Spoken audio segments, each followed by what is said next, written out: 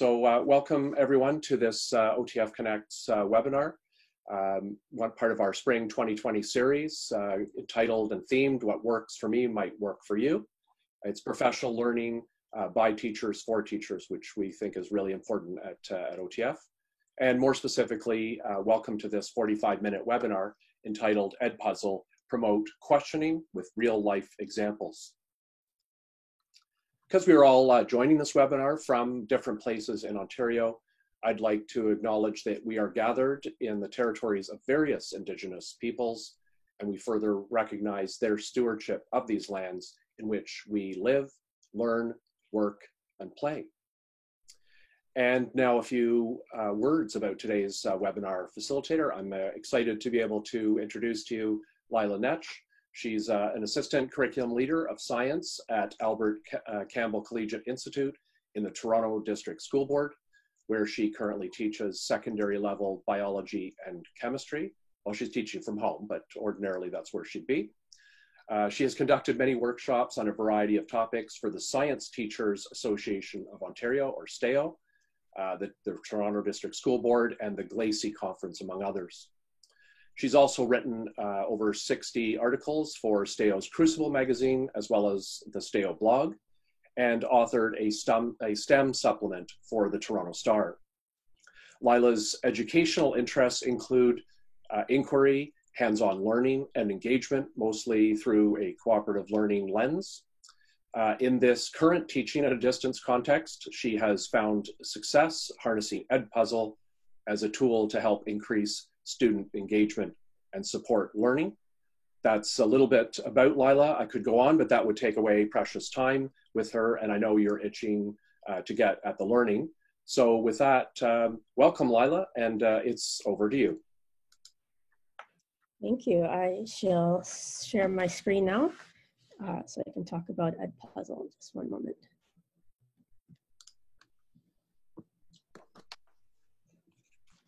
All right, does everything look good on your end, Ian? Looks fabulous. Perfect. Okay, so I actually heard about this Edpuzzle program from STAO. I went to a Tech Tools workshop at our conference. Some of you might like to join to take in that Tech Tools webinar, which will be offered later in the month by Laura Woodlinger. Okay, let's get started. So STAO has something called the Technology Enabled Learning Projects. And so it's a bunch of resources that STAO teachers have written and developed. And so I've put a link in there, and this slide deck will be available to you afterwards. Okay, so I have some learning goals for today. One is to understand how Edpuzzle can help with student tracking and engagement. Another is how to upload a video to YouTube if you don't know how to do that, and then to pull it into Edpuzzle. Another is to understand data and metrics in Edpuzzle, and just learning how to get started. Okay, so when I wrote the the written part, the description of this, what this webinar was going to be about, one of the things that I did is thought about some of the main problems for online learning. One is, do I even know if our students access the lesson? And if they did access the lesson, did they understand it? So the lesson it can be in many different ways. I have mostly been creating my own video lessons. So I'll go from that perspective, but I will have some information if you want to browse other videos that other people have made. So the first thing is taking the pulse of the class. Who even listened to my video lesson? I put all this time into making it. Who even listened to it? So Edpuzzle has a bunch of metrics and visuals to show you exactly what the process is, or the progress is. So last Friday at 2:18, I did this screenshot for my grade 12 biology class. I don't actually have 60 students, I actually have 45 students. And you can see these last 3 lessons. These bubbles in red are answers to questions that I've inserted into the video lesson and those are waiting for me to be marked. These are the due dates of those lessons. So you can see for this one, strangely, it seems like 0 persons have turned it in, but there are 27 answers for me to mark. That means that students have started it, and actually when I took that screenshot, they were actually in the process of doing it. So that's pretty exciting for me when I find that so-and-so is actually in the process of doing it. I don't know, that's just me. So mostly about, of the 45 students, about 37 or 38 are really active. So the top one, hormones, that's going to probably be it. So you can see that there's a different level of engagement. If I if I took a screen, I meant to take a screenshot today, but it would show a different picture for the nerve signals. So when I click on this, I can click on nerve signals and I can find some more information about it. Oh my goodness, all these dinging. Sorry about that, that's my students submitting work. You can see that there are 3 students who are actually engaged with the learning. A few people who had started it and not turned anything in. This person is the only person who has turned something in. So these 3 dots mean that they're, some of these dots mean that they're waiting to be marked. All right, so compare that to my grade 11s. I don't have 39 students in this class, I have 31. So you can see in this one, then almost my whole class has taken this in. 2 students need to take this in, and still 10 students as of last Friday needed to do this. So one day past the due date, we still have 10 more people that are doing that. All right, so in terms of my 2 classes, it's definitely a different picture. With my grade 11 chemistry, it's almost 100% engagement because students are worried about entrance to university. So my response is to keep doing what I'm doing, check in with students versus via polls or messaging them through Google Classroom. I'm a TDSB teacher, so we use that, and that's been quite effective. For my grade 12 biology, some of them are just not engaged because they know that they have their 95 and it won't change their final grade. So my response to them is more, so I nudge them, hey, you know, hand this in or get back to it, email them, call them, involve guidance, cheerlead them, etc. So there's sort of a cycle, isn't there? I mean, the public thinks that we just put lessons out there, but we put lessons out there and we get feedback and we adjust what we're going to do. So that's part of our everyday practice, and Edpuzzle can help us to do some information gathering. And then once we gather some information about how things are going, then we can use that to inform our next steps.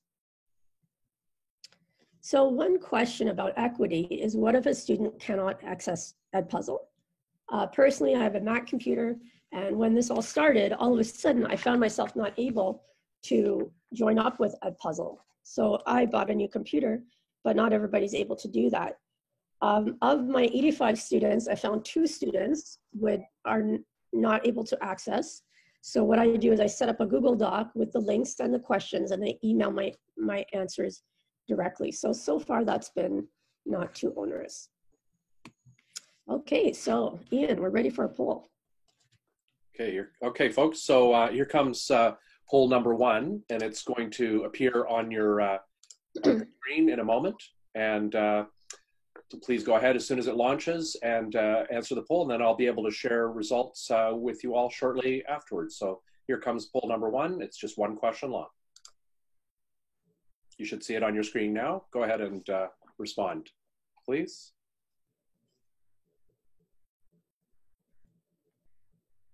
Ian, I'm not able to see anybody. How can I change that?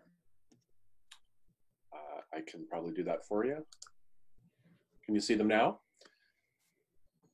If not, it's at the top of your screen. There's it looks like a Rubik's Cube, actually. Little image there or icon. If you click on that, it should give you a different view. I'm not seeing it. Oh. I have mute, stop video, participants only share more. Should be in the top corner somewhere for you. Optimize screen share. So I can still see a few people answering the poll there that's on their screen. So we'll give that another 10 seconds.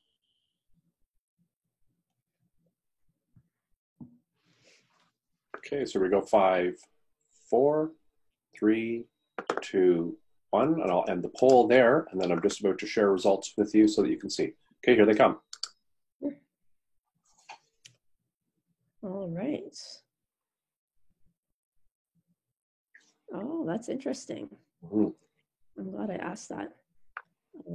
I had heard that about 10% of people were doing live meets, but it looks like it's bigger than that. So a mix. Okay. Yeah. Great. Okay, so I'll stop sharing then. Okay. Okay, back over to you.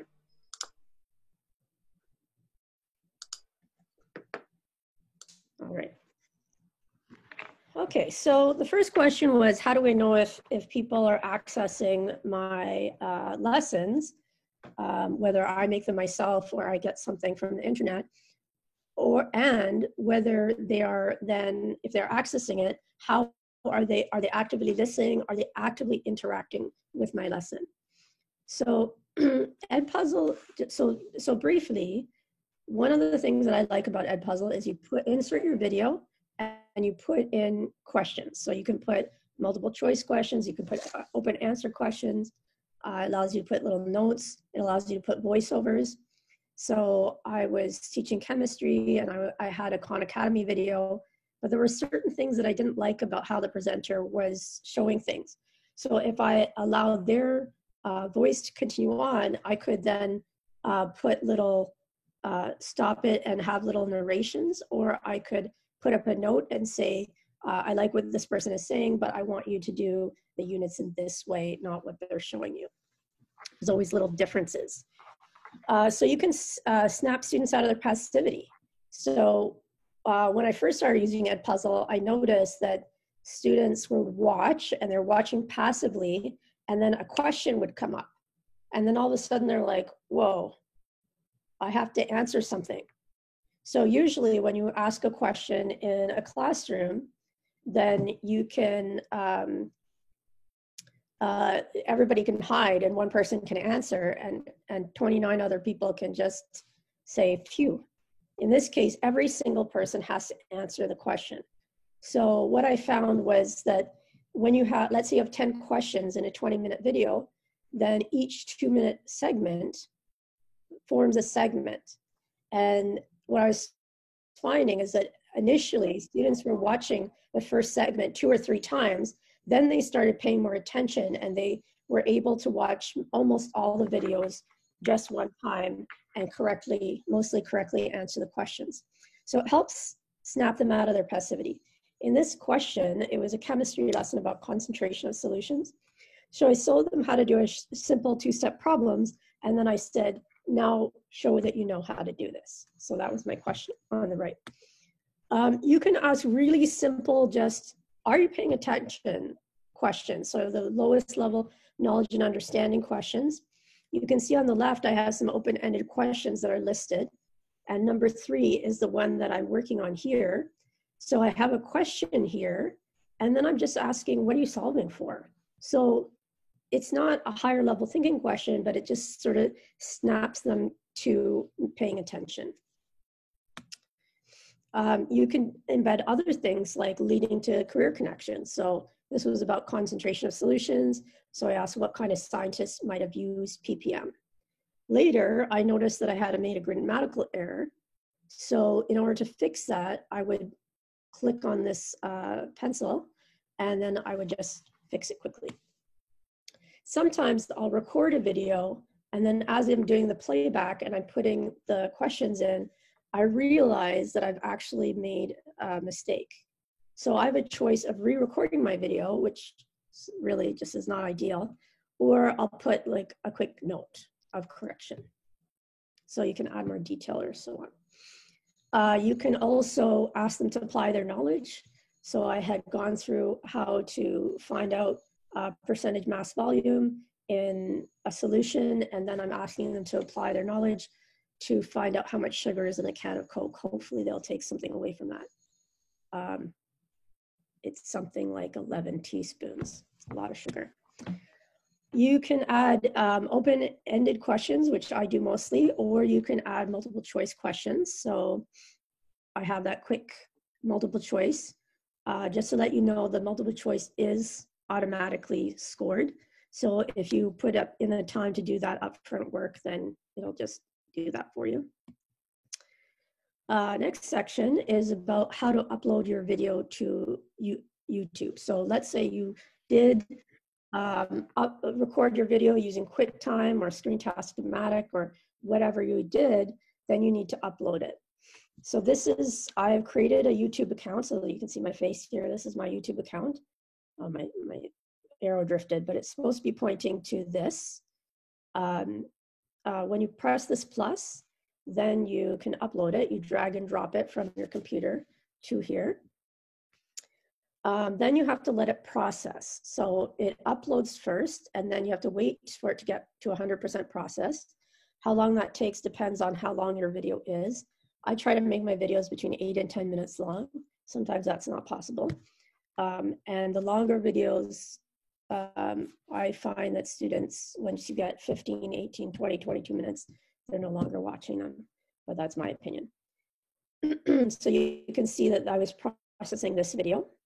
And then you have to decide on who can see the video. So I used to make my videos public, but then I started putting them unlisted. So when I copy and paste this link to Google Classroom or whatever your learning system is, then you can only access it through the link. So you have to wait till it's finished processing, and then you can click save. And okay, so now you're leaving YouTube. Now you can go into Edpuzzle. So when you go into Edpuzzle, you have to create an account for yourself, and then you can copy the YouTube link and it pulls it up. Okay, so how to browse content. So let's say if you want to use what someone else has created. So many of you are saying that you're sometimes making your own videos or sometimes using what other people have created. So I searched for nervous system because I teach biology, and this is what came up. One thing you should see is that there's a name here. So this is the name of the teacher. And you can see that there's these balloon things here. That is how many questions. So if this is a 5-minute video, 2 questions, for me, that's not enough. 16-minute video, 13 questions. Wow, that's a lot of questions that I have to mark. So crash course biology, I probably would choose maybe something like this. So I can click on these and preview them and look at the questions that that teacher has put in. So the advantage of this is if I find that Carla Elise makes excellent questions and chooses excellent videos, then I can just find all her videos and use the ones that she has done with her questions. So that's kind of a slam dunk. So as far as I know, I haven't done it myself, but you can modify questions that other people have put forth. And what a time saver. So what it's giving you is something that's more than just finding the Khan Academy video or finding Crash Course Biology or whatnot, but it's someone has already put the questions in as well. There's a whole list of different sites within Edpuzzle. So Veritasium is one of them. So this is what came up.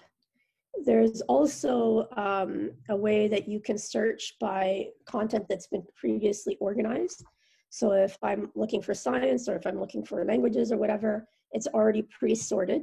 So you can start from there. So you can see that I've chosen that one. So remember to preview your content though. They also have a blog. So this is from the blog and it's a lesson plan that you can use. I haven't used it. I just looked really intriguing, so I haven't put that there. What if you want to add your own content to Edpuzzle? Well, I showed you how to upload your own video. You go to My Content. I'm showing this part explicitly because I kind of forgot how to do this at one point, and It really took a lot of noodling around for me to figure it out. So that's why I have this step-by-step for you. You click on my content, and then you go back to YouTube, cut and paste that in, and it pulls it right up for you. So it actually looks like this. So there are 3 or 4 options that you can use in Edpuzzle. One is trimming. So you can just go and trim it. So if at the beginning of your video, it's you selecting or muttering to yourself or whatever, you can just trim it. You can also put voiceovers. So if it's someone else's video and then you want to stop and make a correction or an addition, you can do that. And you can add questions, both open-ended or multiple choice. And what this is this is a playback. So it's playing it, and then you can add your questions in. Voiceovers, yeah. So you can click all sorts of things. So if you're doing questions, you can click the multiple choice or open-ended questions or note. So I like how it has a running tally of the questions that you've already asked. And when the students are doing it, they don't have a list of the question, but there's a to-do list that comes up. So if you have 10 questions, then it'll show, oh, you watched this, and then you have, however many you have left to do. So I like that. You could add multiple choice questions and you have to tell it what the right answer is. Once you've gone through everything, then you could click finish and assign. So you can see down here that there's a whole bunch of little teardrop looking things. That's where all of my questions are. I try to space them sort of evenly. I just watch my video and sort of put up whatever occurs to me, but I try to have them every 2 minutes or so. You have to also think about how much you're willing to mark. So that's an important thing. My last chemistry lesson was pretty difficult, and I asked questions that required lengthy answers, and I really kicked myself because it was too much marking on the other end. So then you click finish when you're finished. Then you have to assign it to a class. So let's say I'm assigning it to biology. It should have actually been chemistry because that was a chemistry lesson. You click assign. It's important that you click on when you want it to launch and when you want it to be due. That's an important piece because if you don't do that, it gives it no due date. And it's really a good idea to have a due date. I accidentally yesterday did the due date, had the start date as today and the due date as no special due date. So now my grade 12s, hardly any of them have started the lesson from yesterday. I love this option, prevent skipping. So once they start it, they can stop it halfway through and not come back to it, but they can't just skip to your questions and answer them. So I like that a lot. And if you want to, if you trust the closed captioning, you can turn that on as well. I find in science that the closed captioning has gotten a lot better, but it used to be really suspect. Then you click assign, and then you share your assignment. And then it gives you a link or an embedding. I don't know how to embed, so I always copy my link. I use Google Classroom, so I just go over to Google Classroom, make a post, and click the link, and that's it. There's today's lesson. Okay, I can stop for questions now if anybody has questions. Hi, Lila. Yeah, there are a few actually that have come in. Let's maybe do this one first. It's France and Bev have kind of asked about the same question. It's the issue of attribution and sourcing, because you mentioned you could either use other teachers' videos on Edpuzzle, or that you could edit portions of that. So it's a bit of, what's the protocol there, either legal one or sort of ethical one. Well, when teachers are sharing those videos with those questions, they know that they're sharing them. So I don't think that you would be passing over someone else's video as your own. So let's say I have a lesson about concentration, and I've put my questions in. I put my 10 questions in, and one of you wants to use my video lesson, but wants to change my questions. I don't see any problem with that. the video itself has my name on it at the beginning.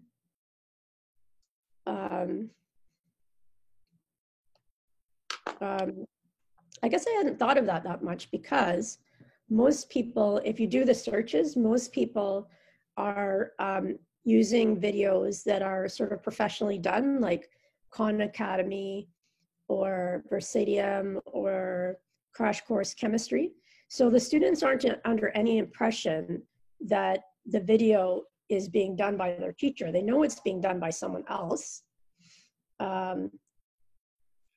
Yeah, I'm going to help out a little bit, because I'm going to put a link afterwards into the chat box for everyone. It's the fair dealing decision tool. It's actually it's called Copyright Matters, and it's a excellent tool for teachers to be able to determine, you know, how much I can legally use under these fair dealing guidelines. So I think that'll be helpful to everyone to actually have as a bookmark, and it's a pretty quick tool to use it to give you a snapshot of, you know, is this legal or isn't this? So that may help out a little bit too. So yeah. The other question was, it might be a question about how difficult it is to edit others' questions. There was also a question from Sheila about can you edit your videos, but I think maybe you've addressed that, unless you want to say a little bit more about you know, while you're creating the movie, the video, or afterwards. I'll leave it to you to decide if there's anything else to share. What do you mean, like edit my own videos or edit someone else's videos? Yeah, I think maybe both. I don't think that you can really edit someone else's videos once it's up there. I think you could trim it. So if you had a 10-minute video and you didn't want them to watch the whole 10 minutes, I think you can trim it down to just the segment that you want your students to listen to. So, yeah. Okay, I don't have anything else to say about that. Yeah, no worries. And you've got yours and our colleague Laura, who's playing sidecar here for you, as she's in the session with us. So she's I think addressing some questions that folks have in the chat box. So she's a shout out to Laura, and thanks for that, and everyone else who's providing some insights as we go here. This is real crowdsourcing here. So that's great. I think,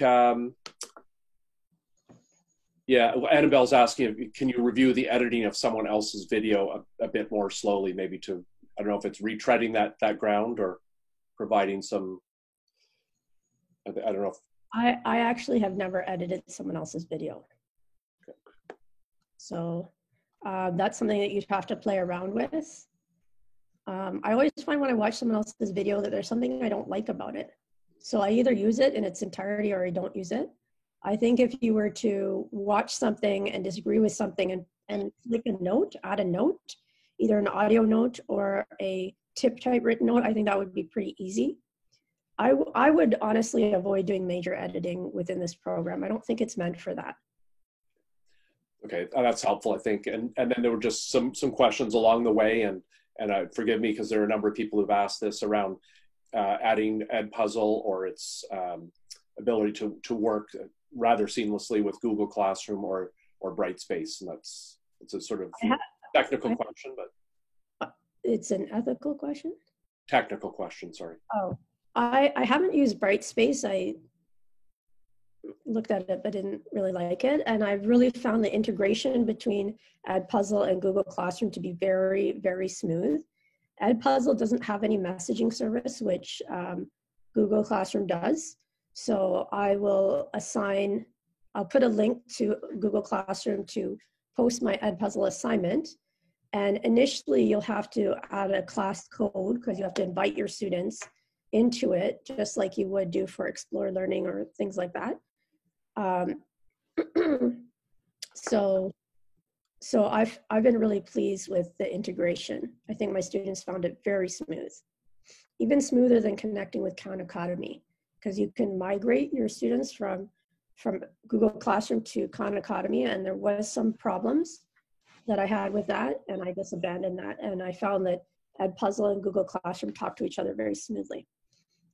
Okay, great. So I think we've covered a lot of ground there and some of the major questions, so we'll allow you to move on there. Thanks for addressing those questions for folks.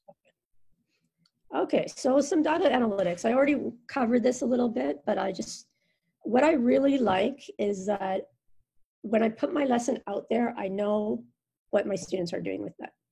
So I'm going to go back to this. One thing I like about Edpuzzle, it's so obvious. It tells you when something is good and when something is not good.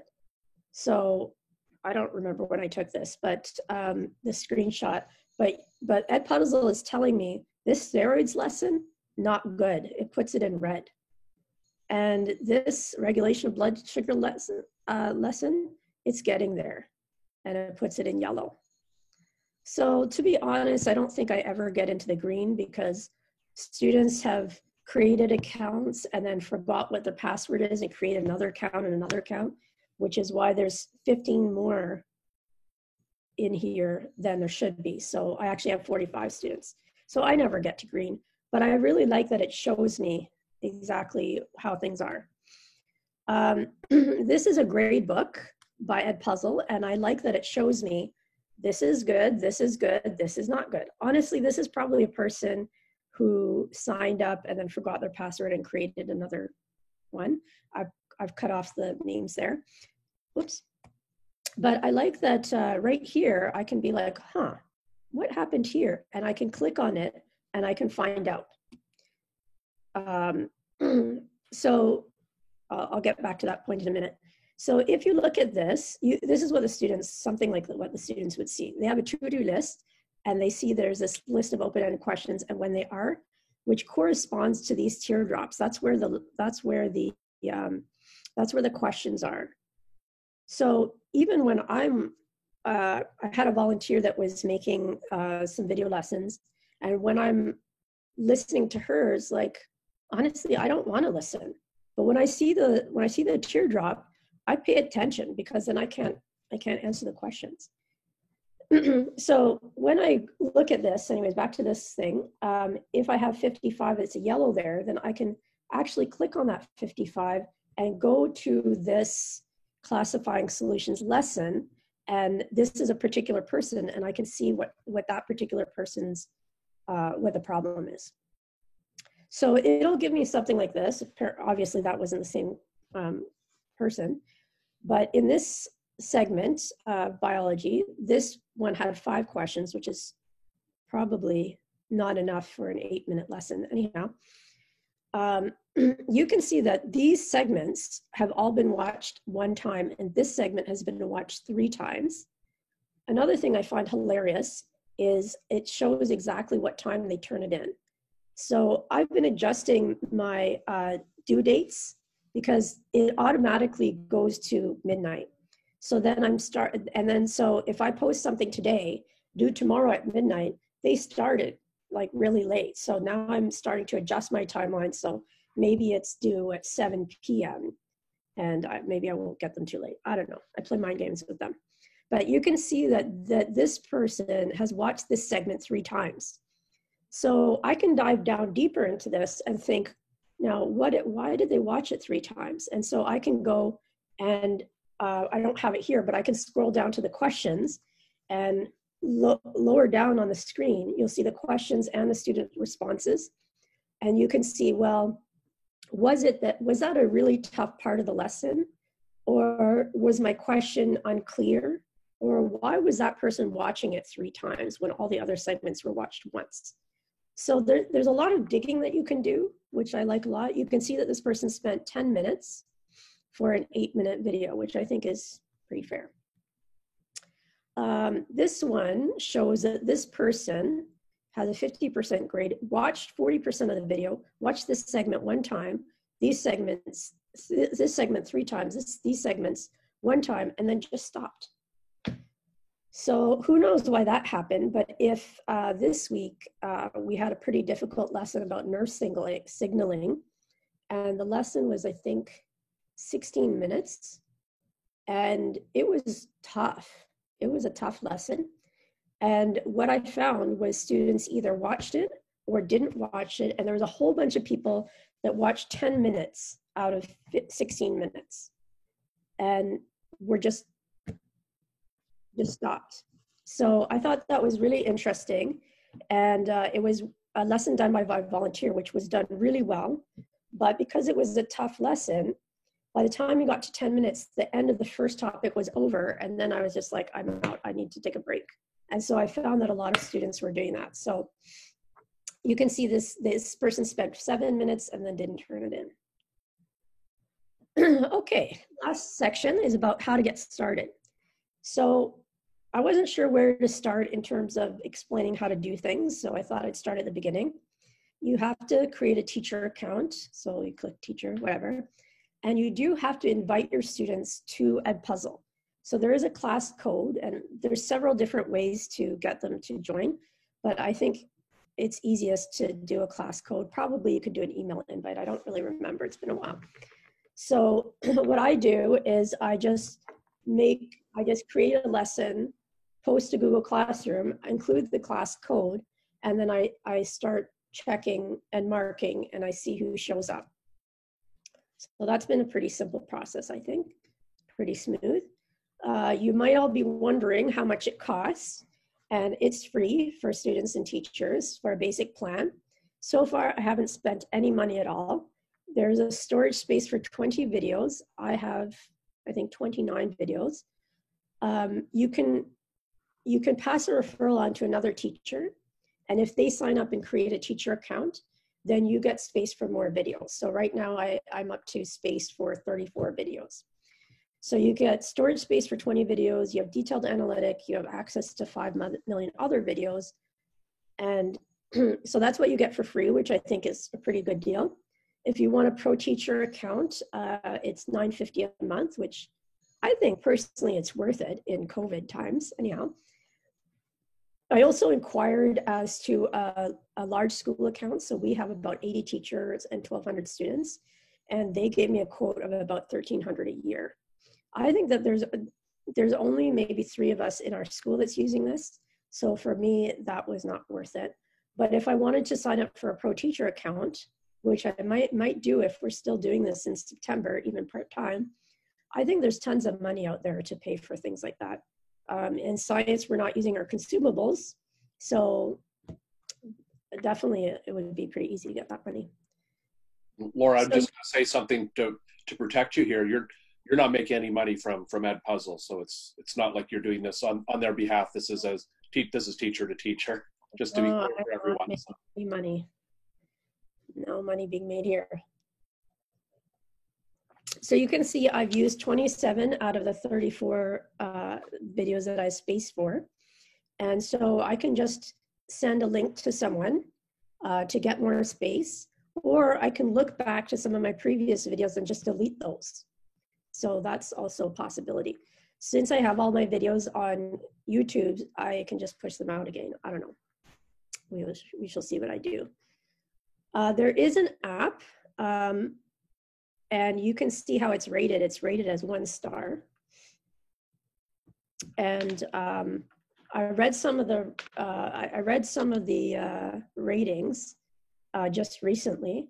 I don't actually recommend the app for students. I think that they should be giving high quality answers, and it's very touch sensitive. So sometimes I'm marking answers, and something's not correct. So I want to put a comment, and then all of a sudden that answer just disappears. So I do have Edpuzzle on my cell phone, and I do use it sometimes. I think it's more worthwhile for the teachers to use it than the students.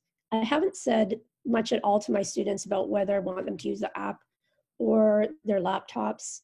I feel that that's up to them, but it seemed like the students who were rating this, 101 ratings, students seemed pretty unimpressed. But I think that they should be watching the video on a big screen or a tablet, and that's just my opinion. But I do think it's worth a try. It's worth a try. So one of my questions is, how can you use Edpuzzle post-COVID? So I'm doing a lot of work creating videos, upgrading my PowerPoints, all this sort of stuff. And I'm keeping an eye about how I can use this post-COVID. So can you see yourself using this to support a flipped classroom? So a flipped classroom is one where students would spend time at home viewing the lesson, and then while they're in class, then you can have more of a coaching situation, or in a science classroom, you can spend more time on things that can't be done at home, like lab work and inquiry work. So that's my question to you. So now it's time for a quick poll. We're almost at the end here. Okay, here comes your second poll here. So it's called Edpuzzle, Is It For Me? We're going to launch that in just a moment. It should appear on your screen. It's one question. So here you go, and this is based on your experience today, or your experience in the classroom, in air quotes. Here it comes. Okay, it should be on your screen, so please go ahead.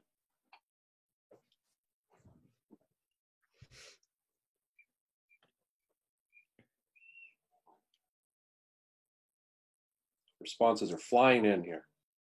I know, it's fun. There's a program like this that can be used, like, I forget what you call it. It's like crowdsourcing. No. Poll everywhere. Poll everywhere. Have you seen that one? Yeah. Okay, so it looks like most people have responded, so I'm going to close the poll in 5 seconds. In 5, 4, 3, 2, 1. And here come the results. All right, interesting. Great. Okay. Are you going to stop sharing that? Yep. Here, go ahead. Back to you. Okay. Okay, so I think this is my last slide. Some advice from me, take it or leave it. I think you should make your lessons short. It makes lessons more accessible to students. I find that when I mark a few students' work together, that it shows up question by question, so it'll show you the question and the student's response. So if 10 students have responded, it'll show the 10 answers together. So I find that I mark more consistently if I wait and let it build up a bit. I think it's a good idea to mix tougher questions with longer responses with easy ones that just take 1 or 2 answers, because it can really be daunting when you see, 125 questions. Well, if you saw quizzes or homework to check, it would just be a pile that wouldn't be so intimidating. So I think that's really important. And even though I've done many of these, I messed up this week on that, but anyhow. So I guess those 2 answers are sort of similar. But mix tough questions with easy questions, longer questions with shorter questions. Maybe that's obvious. That is obvious, but I'm going to say it anyways. Don't get carried away with asking multi-part extensive questions. So I find myself asking questions that have 2 or 3 parts. And what I find is that students, I mean, you get this on tests as well, where students will answer the first and third, but not the second question. So I'm playing around with that and doing sort of ABC, or trying not to ask so many multi-part questions. And I do not think it's a good idea to use the app exclusively for marking. It's a good idea to work on your computer. So you can add your comments in. Just so you know that as soon as you mark it, students can view their responses and the questions and the answers. So it's really important to be very, very, very consistent on your marking, because unlike other things, they have it right there and they can screenshot the questions and the answers and compare with their friends and so on. So because of that, it's really necessary to get ahead of that. And if you mark someone down on something, to make sure you're doing the comments. Again, that's obvious, but I did run into a little bit of problems with that. Okay, that's it for me. Any questions or comments? So, Lila, thanks very much. I'm just going to take this opportunity to do an official thank you and close, and then perhaps if you have 5 or 7 minutes afterwards, folks can stay behind if they want to ask some questions. I know we were sort of scheduled for 45 minutes, and you hit that bang on. And I know some people need to get on to part 17 of their day, and they're itching to do that. But I did want to really reinforce how thankful we are for you generously sharing your expertise and your wisdom and skill and knowledge about Edpuzzle in the context of your own experience in this unprecedented time of COVID and pandemic and teaching and learning at a distance. So this just reinforces why we believe so strongly in professional learning by teachers for teachers. Just bring that authentic real world experience to bear here. I also did want to take the opportunity to thank you all for participating in this. I know this is a long addition to your day, and appreciate you joining with us today. In a few days, you're going to receive some links. One will be a follow-up with the evaluation form for this webinar. We really appreciate if you take a few more minutes and opportunity in the next little while to complete that evaluation form for us. It really helps us to plan for our current offerings for the rest of the spring, and then looking ahead to some other options. The other pieces that you'll get is, and Lila promised that at the beginning, is a link to the Google Slides so that you can dive into those more carefully and take your time on that. And of course, that will also be embedded in the archived or recorded version of this webinar, and you'll get a link also to that. And we'll also add another link to a technology-enabled learning resources to support science, and so you'll get that. That's sort of added value for you, and that will appear in the next few days. So with that, I'm just going to formally close it. If people want to stay behind, I'll talk about the protocol and process for answering some questions there. So a goodbye to everyone, sort of officially, and have the best wishes for continued success in these challenging times. And thanks for all you're doing out there to support other colleagues and our students across Ontario.